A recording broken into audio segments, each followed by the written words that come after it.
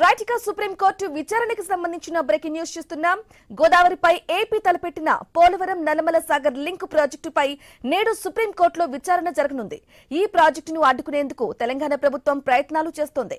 గత నెలలో సుప్రీంకోర్టును ఆశ్రయించింది. ఇక తెలంగాణ ప్రభుత్వం దాఖలు చేసిన రిట్ పిటిషన్ పై నేడు విచారణ జరగనుంది. ఇక ఇప్పటికే సీనియర్ న్యాయ నిపుణులతో చర్చలు జరిపింది. సీఎం రేవంత్ రెడ్డి, మంత్రి ఉత్తమ్ కుమార్ రెడ్డి ముంబై వెళ్లి సుప్రీంకోర్టు సీనియర్ న్యాయవాది అభిషేక్ సింఘ్వీతో ప్రత్యేకంగా సమావేశమయ్యారు. ప్రభుత్వం తరపున సమర్థ వాదనలు వినిపించాలని సింఘ్వీకి సీఎం రేవంత్ సూచించారు. ఇక అవసరమైన అన్ని ఆధారాలను సిద్ధంగా ఉంచుకోవాలంటూ నీటిపారుదల ఇంజనీర్లను ప్రభుత్వం ఆదేశించింది. న్యాయ నిపుణులతో భేటీలో పలు కీలక అంశాలపై చర్చించారు.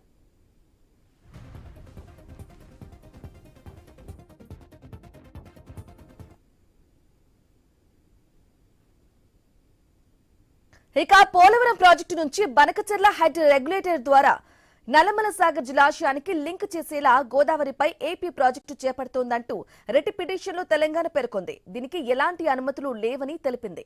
ఈ పనులను తక్షణమే నిలిపివేసేలా పోలవరం ప్రాజెక్టు అథారిటీని ఆదేశించాలని కోరింది.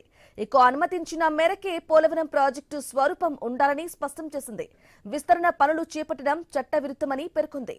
కేంద్రానికి పలు అభ్యంతరాలను తెలిపింది.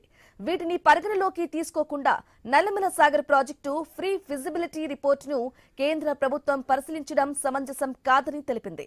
ఇక దీనికి సంబంధించి ఎటువంటి చర్యలు చేపట్టరాదంటూ జలశక్తి మంత్రిత్వ శాఖ, కేంద్ర జల సంఘం, గోదావరి నది యాజమాన్య బోర్డులకు స్పష్టమైన ఆదేశాలు ఇవ్వాలని కేంద్రాన్ని కోరామని రిట్ పిటిషన్లో పేర్కొంది.